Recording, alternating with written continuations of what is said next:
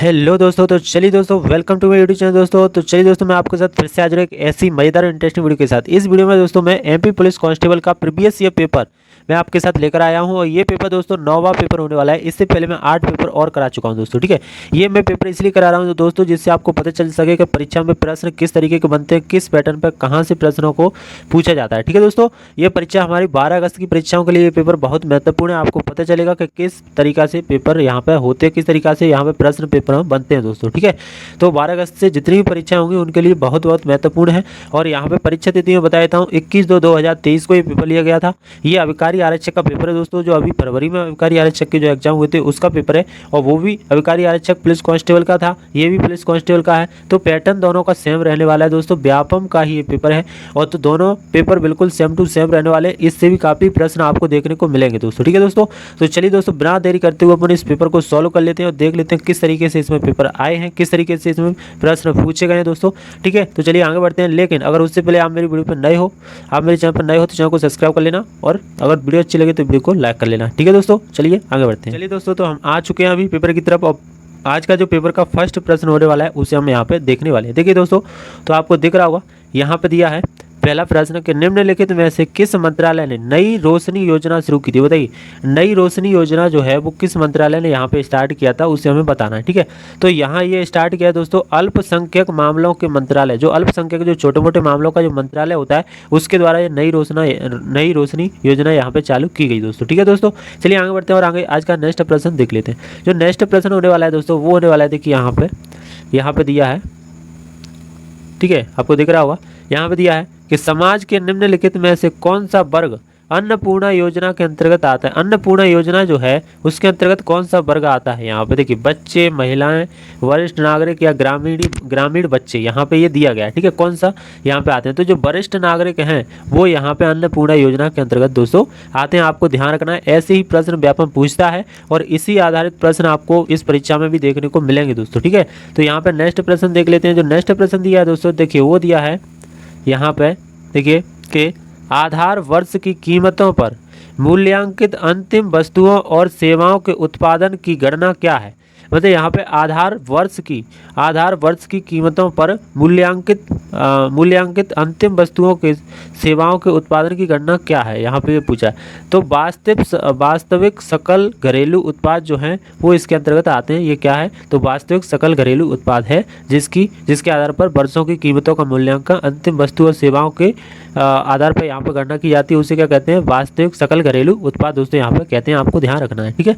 तो ऐसे प्रश्न भी व्यापक करता है। तो देखिए यहाँ पर नेक्स्ट प्रश्न जो होने वाला है वो होने वाला है, यहाँ पे आपको दिख रहा होगा कि क्या दिख रहा है कि ज्ञानेश्वर एक भक्ति कवि थे जिन्होंने, ज्ञानेश्वर थे वो एक भक्ति कवि थे जिन्होंने की रचना की थी। बताइए, तो करुष्टाकृत, मंचे श्लोका या जन स्वभाव कोशवंशी, या फिर यहाँ पे नेक्स्ट दिया है अमृतानुभव। तो जो अमृतानुभव है उसकी यहाँ पे इन्होंने क्या है, कविताएं की थी, रचना की थी, यहाँ अमृतानुभव। आपको एक बात बता दूं, व्यापम हर प्रश्न जितने भी मैंने 8 प्रश्न कराए हैं उनमें सभी में ये कवि और कवि की रचनाएं पूछी हैं। कवि के बारे में मतलब पूछा है, तो आप कवियों के बारे में जो भी महत्वपूर्ण कवि हैं उनके बारे में आप जरूर पढ़ के जाएँ। तो यहाँ पर ज्ञानेश्वर एक भक्ति कवि थे जिन्होंने कई की रचना की थी, तो जिन्होंने रचना की थी दोस्तों अमृतानुभव की, ठीक है दोस्तों। आपको ध्यान रखना। आगे चलते हैं, आगे नेक्स्ट प्रश्न को देख लेते हैं। तो आज का जो नेक्स्ट प्रश्न होने वाला है वो होने वाला है, देखिए यहाँ पे कि लाल कृष्ण आडवाणी को किस अनुच्छेद के अनुसार भारत की नागरिकता मिली थी। जो लाल कृष्ण यहाँ पे आडवाणी थे उसको किस अनुच्छेद के अनुसार भारत की नागरिकता मिली थी, तो वो अनुच्छेद 6 के अनुसार उसे भारत की नागरिकता दोस्तों मिलती है, ठीक है, उसे मिली थी, ठीक है दोस्तों, ध्यान रखना। अगला क्वेश्चन देख लेते हैं। आपको एक बात और बता दूं, संविधान से हर पेपर में व्यापम पूछता है या कोई भी पेपर हो, संविधान से प्रश्न जरूर आता है, इसलिए संविधान को आप जरूर पढ़ के जाएं। 1-2 नंबर वहाँ से आपको देखने को मिल जाएगा। देखिए, निम्नलिखित में से कौन सा मुद्रा बैंक का विस्तारित रूप है। बैंक का विस्तारित रूप कौन सा यहाँ पे मुद्रा है, तो यहाँ पे देखिए micro units development and refinance agency bank, जो रिफाइनेंस एजेंसी बैंक, यहाँ पे देखिए जो मुद्रा है ना मुद्रा बैंक का विस्तारी रूप क्या है? मुद्रा बैंक जो है उसका विस्तारी रूप क्या है? तो मुद्रा बैंक को मतलब फुल फॉर्म में क्या कहते हैं, ये उसने पूछा है। तो micro units development and refinance agency bank, यहाँ पे ये इसका फुल फॉर्म होने वाला है दोस्तों, ठीक है। चलिए आगे देखते हैं और आगे नेक्स्ट प्रश्न को देखते हैं। ये प्रश्न दोस्तों ऐसे हैं कि इन्हें रिपीट कर सकता है वो पेपर में, तो आपको ये इसीलिए मैं आपके लिए लेकर आया हूँ दोस्तों, ठीक है। यहाँ पे देखिए नेक्स्ट प्रश्न होने वाला है, नल ईरा दिव्य प्रबंधम किस भक्ति समूह की रचना है? यानी यहाँ पे दिया नल ईरा दिव्य प्रबंधम किस भक्त कवि की यहाँ पे रचना है, किस भक्ति समूह की यहाँ पे रचना है? तो वो है अलवर भक्ति जो समूह है, अलवर भक्ति समूह, उसकी ये रचना दोस्तों होने वाली है, ठीक है दोस्तों। मैंने कहा था ना कवि और इसके ऊपर प्रश्न बनते रहते हैं, ठीक है, तो आप ध्यान रखना इसे। चलिए दोस्तों नेक्स्ट प्रश्न देखते हैं। तो नेक्स्ट दिया, देश की अर्थव्यवस्था का विश्व अर्थव्यवस्था के साथ एकीकरण क्या कहलाता है? मतलब देश की अर्थव्यवस्था का जब विश्व की अर्थव्यवस्था के साथ एकीकरण करते हैं तो वो क्या कहलाता है? वो कहलाता है दोस्तों भूमंडलीकरण। क्या कहलाता है दोस्तों? भूमंडलीकरण वो यहाँ पे कहलाता है, ये आपको ध्यान रखना है दोस्तों, ठीक है दोस्तों। आगे आज देख लेते हैं आज का महत्वपूर्ण प्रश्न। यहाँ पे देखिए, यहाँ पे दिया है कि IIFL wealth Hurun India rich list 2022 में कौन शीर्ष पर रहा? मतलब जो इंडिया की जो रिच लिस्ट आई है ना, रिच व्यक्तियों में से, वो 2022 में कौन श्रेष्ठ पे रहा है? तो जो गौतम अडानी है वो 2022 में श्रेष्ठ पे रहे हैं, और 2023 में कौन आता है उससे अपन अभी देखने वाले हैं दोस्तों, मतलब अभी आगे चल के पता चलेगा, ठीक है। तो यहाँ पे जो गौतम अडानी है वो 2022 की रिच लिस्ट में IIFL वेल्थ हुनर इंडिया रिच लिस्ट में कौन सा स्थान आया है इनका? इनका आया है दोस्तों यहाँ पे, ये पहले नंबर पे दोस्तों आए हैं, आपको ध्यान रखना है, ठीक है। चलते हैं आगे और आगे नेक्स्ट प्रश्न को देखते हैं। यहाँ पे जो नेक्स्ट प्रश्न होने वाला है दोस्तों, देखिए यहाँ पे बहुत महत्वपूर्ण प्रश्न इसमें है दोस्तों। निम्नलिखित में से कौन सी एक ऐसी भाषा है जो त्रिपुरा में बड़े पैमाने पर बोली जाती है? बताइए त्रिपुरा में कौन सी भाषा बड़े पैमाने पर बोली जाती है? तो वो है दोस्तों बंगाली। बंगाली भाषा त्रिपुरा में बड़े पैमाने पर बोली जाती है, ये आपको ध्यान रखना है दोस्तों, ठीक है दोस्तों। चलिए दोस्तों नेक्स्ट प्रश्न देख लेते हैं। नेक्स्ट प्रश्न जो यहाँ पे होने वाला है वो क्या होने वाला है, देखिए इधर नेक्स्ट प्रश्न जो होने वाला है वो होने वाला है कि नई आर्थिक नीति सुधारों के दौरान प्रधानमंत्री कौन थे? जो नई आर्थिक नीतियों का जो सुधार हुआ था उसके दौरान जो यहाँ पे प्रधानमंत्री बने थे वो कौन थे? तो वो थे पीवी नरसिम्हा राव। पीवी जो नरसिम्हा राव से थे वो यहाँ पे प्रधानमंत्री बने थे, प्रधानमंत्री थे नई आर्थिक नीति सुधार के दौरान। यहाँ पे प्रधानमंत्री कौन थे? पीवी नरसिम्हा राव, आपको ध्यान रखना है दोस्तों, ठीक है दोस्तों। आगे बढ़ते हैं और आगे आज का नेक्स्ट प्रश्न देख लेते हैं। तो आज का नेक्स्ट प्रश्न होने वाला है वो होने वाला है कि रिस्ट एश्योर्ड आत्मकथा किस पूर्व क्रिकेटर पर आधारित है? किस पूर्व क्रिकेटर पर आधारित है? मतलब पहले खेलते थे अब नहीं खेलते, ठीक है। आत्मकथा किस पूर्व क्रिकेटर पर आधारित है? तो वो है GR विश्वनाथ। जो GR विश्वनाथ हैं यहाँ पर, GR विश्वनाथ, उनके ऊपर ये रिस्ट एश्योर्ड जो आत्मकथा है वो यहाँ पे आधारित है। GR विश्वनाथ की ये आत्मकथा है दोस्तों, ठीक है दोस्तों। आगे चलते हैं और आगे आज का नेक्स्ट प्रश्न देख लेते हैं। तो आज का जो नेक्स्ट प्रश्न होने वाला है दोस्तों वो होने वाला है, देखिए यहाँ पे वर्ष 2021 में विश्व में वनों की कटाई में किस देश का सबसे बड़ा योगदान था? मैंने अभी 2-3 प्रश्न करा दी दोस्तों, उनमें ये वनों की कटाई संबंधित यहाँ पे बहुत प्रश्न आ रहे हैं, पहले भी आ चुके हैं, ठीक है। तो यहाँ पे आपको देखना है, एक मिनट, तो यहाँ पे देखिए आपको देखना है कि 2021 में विश्व में वनों की कटाई में किस देश का सबसे बड़ा योगदान है? किस देश ने सबसे ज़्यादा पेड़ों की यहाँ पर कटाई की थी, वनों की यहाँ पर कटाई की थी? तो वो है दोस्तों ब्राज़ील ने ऐसा किया था, ब्राज़ील ने यहाँ पर कटाई किया दोस्तों, ठीक है, आपको ध्यान रखना। चलिए दोस्तों नेक्स्ट प्रश्न को देख लेते हैं। तो नेक्स्ट प्रश्न यहाँ पर जो होने वाला है वो क्या होने वाला है, देखिए इधर वो यहाँ पर होने वाला है, इतना बड़ा सा क्वेश्चन है दोस्तों, आप देख लो, ऐसे ऐसे प्रश्न व्यापम पूछ लेता है। यहाँ पर देखिए क्या लिखा है उसे देख लेते हैं। यहाँ पर लिखा है सरकार ने, एक मिनट दोस्तों, आपको अगर नहीं दिख रहा है तो अब देख लो, ठीक है। यहाँ पे देखिए सरकार ने घरेलू उत्पादन को बढ़ावा देने के लिए सरकारी स्वामित्व वाली ONGC और ऑयल के 149 छोटे और सीमांत तेल और गैस क्षेत्रों को निजी और विदेशी कंपनियों को बेचने के लिए एक का गठन किया, की अध्यक्षता राजीव कुमार कर रहे थे। मतलब राजीव कुमार जिसकी अध्यक्षता कर रहे थे वो कौन सी यहाँ पे एक गठन था, कौन सा वो गठन था, ठीक है दोस्तों। तो वो था 6 सदस्यीय कमेटी। जो 6 सदस्यीय कमेटी होती है वो यहाँ पे एक 6 सदस्यीय कमेटी का यहाँ पे एक गठन था, ठीक है दोस्तों, आपको ध्यान रखना है। चलिए आगे चलते हैं और आगे हम नेक्स्ट प्रश्न देखते हैं। तो नेक्स्ट प्रश्न जो होने वाला है वो क्या होने वाला है, देखिए यहाँ पे जो नेक्स्ट प्रश्न है दोस्तों वो है कि निम्नलिखित में से किस भारतीय PhD छात्र ने पाणिनि कोण को हल दिया, पाणिनि कोण को हल दिया, वो यहाँ पर कह रहा है कि निम्नलिखित में से किस भारतीय PhD छात्र ने पाणिनि कोण को हल दिया यहाँ पे, तो वो है ऋषि राज पोपट जो हैं उन्होंने ऐसा किया दोस्तों, पाणिनि कोण को हल दिया था यहाँ पे ऋषि राज पोपट ने दोस्तों। ठीक है, आपको दोस्तों यहाँ पे देखिए बहुत यहाँ पे अच्छे प्रश्न हैं, आप इन्हें हो सकता है ऐसे कैसे आपको पेपर में एग्जाम में देखने को मिले। यहाँ पे देखिए सबसे सुख गुरु और सिख धर्म के संस्थापक गुरु नानक, जो देखिए सबसे सिख गुरु जो हैं, सबसे सिख गुरु मतलब सबसे पहले के सिख गुरु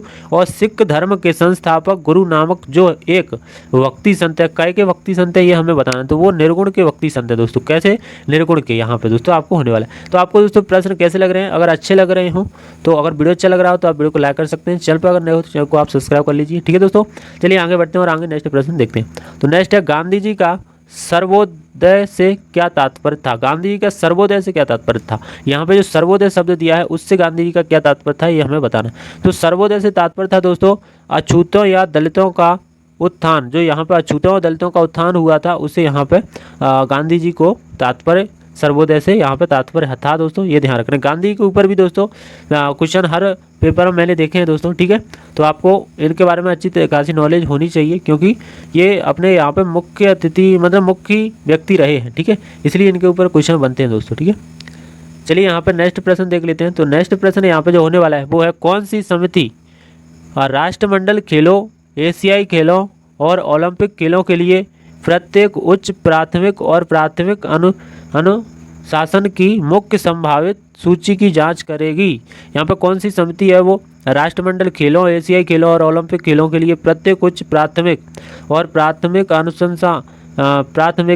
अनुशासन की मुख्य संभावित सूची की जांच करेगी, ये हमें बताना है।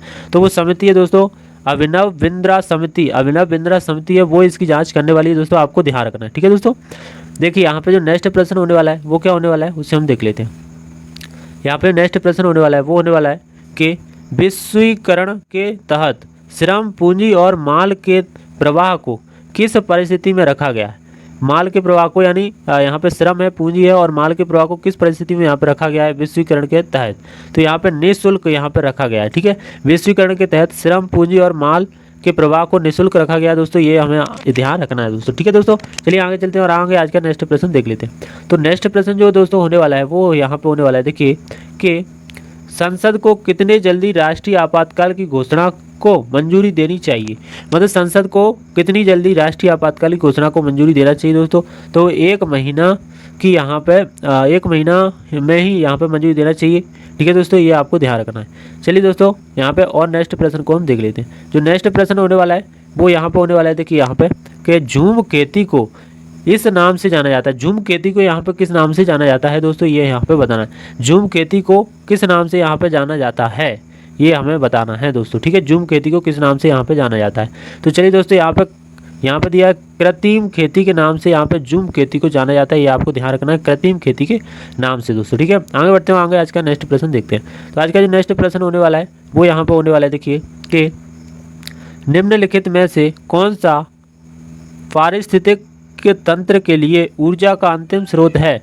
यहाँ पर निम्नलिखित में से कौन सा पारिस्थितिक तंत्र के लिए ऊर्जा का स्रोत है, तो यहाँ पर जो पृथ्वी है दोस्तों, पृथ्वी है वो पारिस्थितिक तंत्र के लिए ऊर्जा का अंतिम स्रोत है दोस्तों।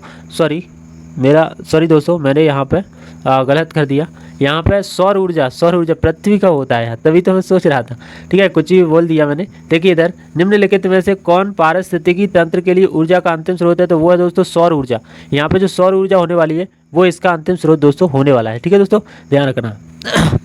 चलिए दोस्तों आज का नेक्स्ट प्रश्न देख लेते हैं। तो आज का जो नेक्स्ट प्रश्न होने वाला है दोस्तों वो देखिए यहाँ पे क्या होने वाला है, वो यहाँ पे होने वाला है कि लंबी श्रृंखला वाले यौगिक बनाने के लिए सामान्य परमाणुओं के बीच स्व संबंध के गुण पाए जाते हैं। स्व संबंध के गुण यहाँ पे पाए जाते हैं, बताइए। यहाँ पे लंबी श्रृंखला वाले यौगिक बनाने के लिए सामान्य परमाणुओं के बीच स्व संबंध के गुण पाए जाते हैं। यहाँ पे अगर आपने केमिस्ट्री पढ़ा है तो ठीक है, तो उसमें स्व संबंध के गुण पाए जाते हैं, उसे क्या कहते हैं, तो उसे श्रृंखला कहते हैं। क्या कहते हैं, मतलब कार्बन कार्बन एक दूसरे के साथ यहाँ पे स्व संबंध करता है, यहाँ पे जब संबंध करता है तो उसे कहते हैं श्रृंखलन। ठीक है दोस्तों, आपको ध्यान रखना। आगे देखते हैं और आगे यहाँ पे नेक्स्ट प्रश्न को देख लेते हैं। तो जो यहाँ पे नेक्स्ट प्रश्न होने वाला है वो यहाँ पे क्या होने वाला है उसे देखते हैं। तो वो यहाँ पे होने वाला है कि भारतीय कृषि एवं अनुसंधान परिषद द्वारा भारतीय मुद्रा को कितने भागों में बांटा गया, बताइए भारतीय मुद्रा को कितने भागों में बांटा गया भारतीय कृषि अनुसंधान परिषद द्वारा। तो यहाँ पे मुद्रा को दोस्तों 8 भागों में बांटा गया है, ये आपको ध्यान रखना है दोस्तों। ठीक है दोस्तों, आगे चलते हैं और आगे आज का नेक्स्ट प्रश्न देख लेते हैं। तो आज का दोस्तों जो नेक्स्ट प्रश्न होने वाला है वो देखिए यहाँ पे क्या होने वाला है कि आदिम सूप की अवधारणा किसने प्रस्तावित की थी। आदिम जो सूप है उसकी अवधारणा किसने प्रस्तावित की थी, तो वो की थी दोस्तों हाल्डेन ने। किसने दोस्तों, हाल्डेन ने यहाँ पे किया दोस्तों। ठीक है, आगे बढ़ते हैं और आगे नेक्स्ट प्रश्न देखते हैं दोस्तों। ऐसे ही प्रश्न आते हैं तो आप तैयारी ऐसी करके जाएं। यहाँ पे दिया है क्रेज शरीर संरचना में प्रकट होता है, क्रेज शरीर संरचना में प्रकट होता है यहाँ पे, तो क्या होता है, तो वो होता है दोस्तों पत्ती, जो पत्ती जो होती है ना वो यहाँ पे दिया है क्रेज शरीर संरचना प्रकट होती है, क्रेज में यहाँ पे प्रकट होती है। ठीक है दोस्तों, ये साइंस के प्रश्न है, साइंस के ऐसे ही प्रश्न यहाँ पे पूछे गए हैं दोस्तों। ठीक है, आगे देख लेते हैं और आगे यहाँ पे नेक्स्ट प्रश्न यहाँ पे साइंस का जो होने वाला है वो यहाँ पे देख लेते हैं। यहाँ पे दोस्तों दिया है देखिए कि आधे पत्ते वाले प्रयोग में कार्बन डाइऑक्साइड को अवशोषित करने के लिए किस रसायन का उपयोग किया जाता है, बताइए आधे पत्ते वाले प्रयोगों में कार्बन डाइऑक्साइड को अवशोषित करने के लिए किस रसायन का उपयोग किया जाता है, ये हमें यहाँ बताना है। तो वो KOH का यहाँ पे प्रयोग किया जाता है। ठीक है दोस्तों, आपको ध्यान रखना। चलिए दोस्तों नेक्स्ट प्रश्न देख लेते हैं। यहाँ पे देख लो महत्वपूर्ण प्रश्न आज के लिए, देखो यहाँ पे कौन सा विटामिन वसा में घुलनशील नहीं है, ये हमें बताना है। तो विटामिन यहाँ पे जो बी है वो वसा में घुलनशील नहीं है और सभी विटामिन वसा में घुल जाते हैं। ठीक है दोस्तों, विटामिन K, D, A ये सब वसा में घुल जाते हैं। विटामिन जो बी है वो वसा में घुलनशील दोस्तों नहीं है, आपको ध्यान रखना है। ठीक है दोस्तों, नेक्स्ट प्रश्न आज का होने वाला है वो होने वाला है कि यहाँ पे निम्न में से किसकी शक्ति सबसे कम है, बताइए किसकी शक्ति सबसे कम है। यहाँ पे दिया वैन डेर जो वल्स होती हैं वो यहाँ पे इनकी शक्ति क्या होती है, सबसे कम होती है, आपको ध्यान रखना है। यहाँ पे आयनिक बंध दिया, धात्विक बंध दिया, सहसंयोजी बंधन दिया है यहाँ पे, तो इन्हें की शक्ति तो अधिक होती है लेकिन इसकी शक्ति सबसे कम होती है दोस्तों वैन डेर वाल्स की। ठीक है दोस्तों, आपको ध्यान रखना है।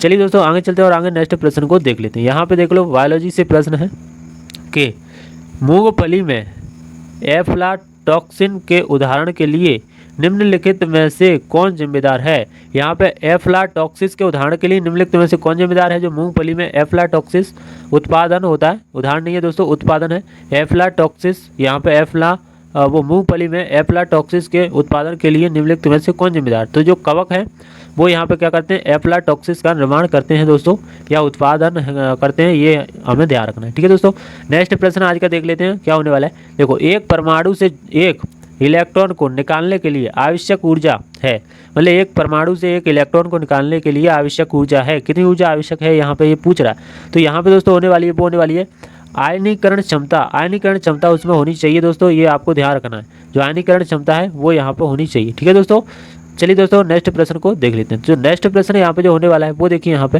महत्वपूर्ण प्रश्न, न्यूटन इंटू मीटर निम्नलिखित में से किस भौतिक राशि की SI इकाई है, बताइए न्यूटन और मीटर किस भौतिक राशि की यहाँ पे SI इकाई है, तो वो है यहाँ पे टॉर्क की यहाँ पे SI इकाई है दोस्तों। देखो बल की त्वरण की शक्ति की इनकी होती नहीं है, तो यहाँ पे न्यूटन मीटर की ही यहाँ पे इकाई है टॉर्क। ठीक है दोस्तों, ध्यान रखना।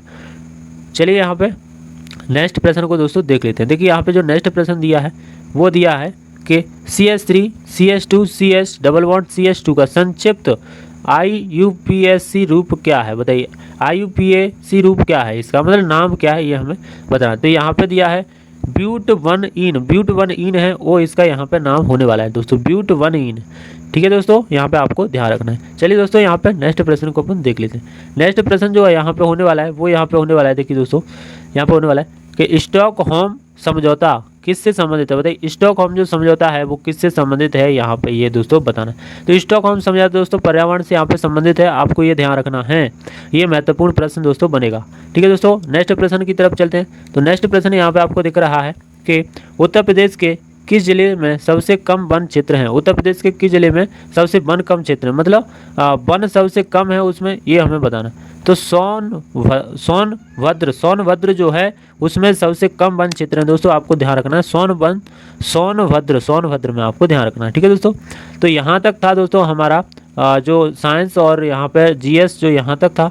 आपको कैसा लगा आपको मेरे को जरूर बताना, ठीक है। आपको इससे कोई नॉलेज मिली हो दोस्तों तो वीडियो को लाइक कर देना, और अगर अच्छा लगा हो चैनल को सब्सक्राइब कर लेना, जिससे मैं ऐसी वीडियो जब लाऊंगा अब की बार तो आपको मिल सके। और दोस्तों आपको मैं बता दूं, एमपी अगर जीके के आपने प्रश्नों को नहीं देखा है उनको मैं अभी एमपी जीके का हर दिन यहाँ पे 20 क्वेश्चंस लेके आता हूँ पर डे, तो उनको भी आप देखिए, मेरे चैनल पे जाइए, पीडीएफ में यहाँ पे प्लेलिस्ट में आपको मिल जाएगा दोस्तों, ठीक है। आपको तो उससे उन्हें आप देख लीजिए एमपी जीके, क्योंकि परीक्षा से पहले अगर आप एमपी जीके करके चले जाओगे, 20 क्वेश्चन मैं पढ़े देता हूँ, तो पढ़े अगर आप 20-20 क्वेश्चन करते रहे तो आप बहुत अच्छा कर सकते हो दोस्तों, ठीक है दोस्तों। तो चलिए दोस्तों फिर मिलेंगे ऐसी किसी नेक्स्ट वीडियो में, तब तक के लिए दोस्तों बाय बाय, टेक केयर, खुश रहिए हमेशा, ठीक है दोस्तों, धन्यवाद।